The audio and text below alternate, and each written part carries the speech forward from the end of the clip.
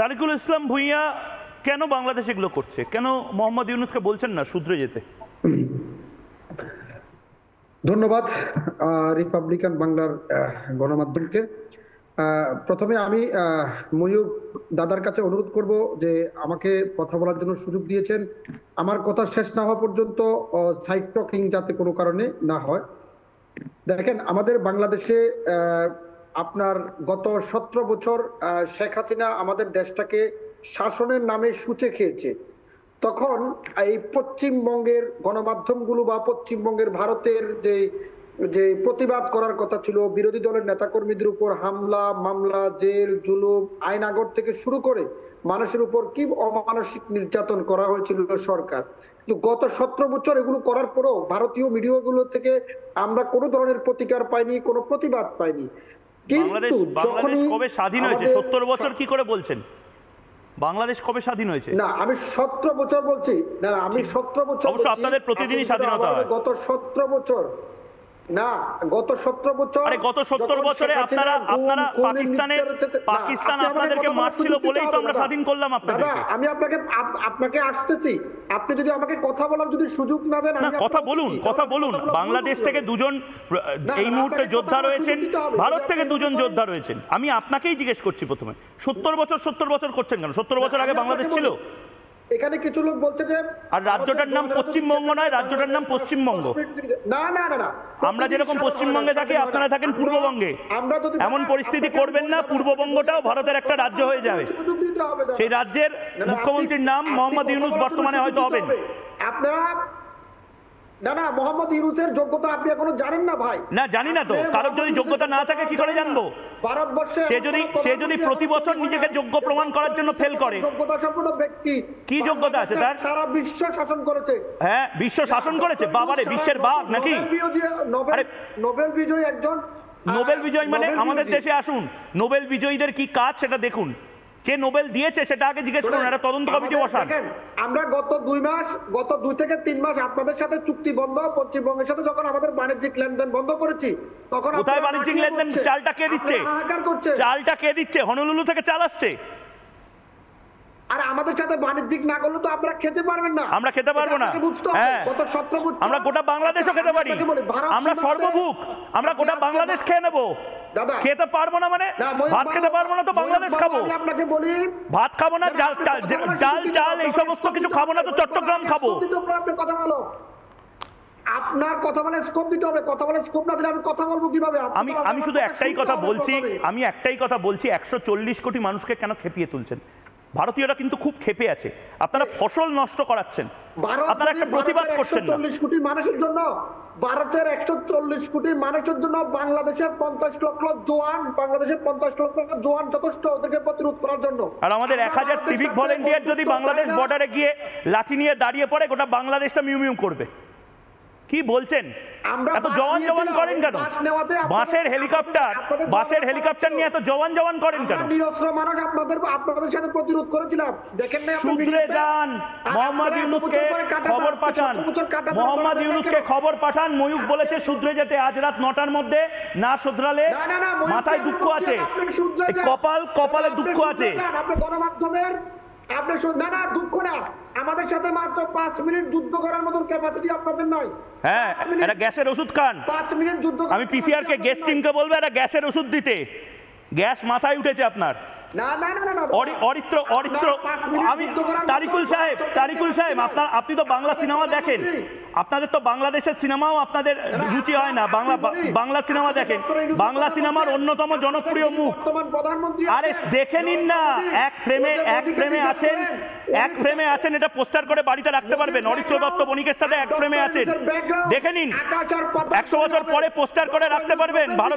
ভারতের এত বড় সেলিব্রিটির সাথে এক ফ্রেমে আছেন। দীপাঞ্জন চক্রবর্তী, আমি জানি না দীপাঞ্জন দা আপনি শুনেছেন কিনা, বিএসএফ এর মহিলা জওয়ানদের সাথে এই বাংলাদেশের এই মোহাম্মদ ইউনূসের কাঙাল বাহিনী তারা যে অসভ্যতা করে বলে মালদার সীমান্ত লাগোয়া ভারতীয়রা বলছেন, এ তো ভয়ঙ্কর অসভ্য, মানে বর্বরোচিত আচরণ। এটা কতদিন টলারেট করবো আমরা? দেখো, আমাদের সেনাবাহিনী বা প্যারামিলিটারি ফোর্সেস তারা তো পৃথিবীর অন্যতম শ্রেষ্ঠ এবং প্রশিক্ষিত সুশিক্ষিত বাহিনী। আমরা জানি সংযম কিরকম ভাবে রাখতে হয়। এই কতগুলো সন্ত্রাসবাদী মৌলবাদী মোল্লা ওখানে ওরা প্রভোকেশন দেবে, প্ররোচনা চূড়ান্ত করবে। মোহাম্মদ ইউনূসের কাছে এই মুহূর্তে সব থেকে প্রয়োজনীয় কিছু তার বাংলাদেশের সহনাগরিকদের ডেড বডি, কারণ এই প্ররোচনা এবং বিএসএফ কে আক্রমণ আরো বাড়বে 20 তারিখের আগে। যদি বিএসএফ ভুল ক্রমে কোনোভাবে আত্মরক্ষার্থেও গুলি চালায় আর কোনো বাংলাদেশি নাগরিক যদি মারা যায়, তারপরে দেখবে ইউসুফ কিরকম ভাবে লাফাতে লাফাতে সারা বিশ্বের দরবারে গিয়ে চিৎকার শুরু করবে, আমরা আক্রান্ত ভারতের কাছে। এবং ইউনূসের এই অসাংবিধানিক উপদেষ্টা পরিষদে এই মাহফুজ আর এই নজরুলের মতো যারা আইএসআই আর এই লস্করের আল কায়দার দালালরা রয়েছে, তারা সঙ্গে সঙ্গে চিৎকার শুরু করবে ইসলাম খতরে পে হ্যায়, হিন্দু ডমিনেটেড ভারত আক্রমণ করেছে ইসলামিক বাংলাদেশকে। এটা এদের পুরনো ছক, এটা বোঝা গেছে না। কিন্তু আমি একটা জিনিস বুঝতে পারছি না, ইসলামিক রিপাবলিক অফ বাংলাদেশের প্রধান কি করে একজন সুদখোর ব্যাংকার হয়? সুদ বা সুদ নেওয়া তো হারাম। না, ও তো প্রধান কে বলেছে? ও তো সম্পূর্ণ অসাংবিধানিক, অবৈধ।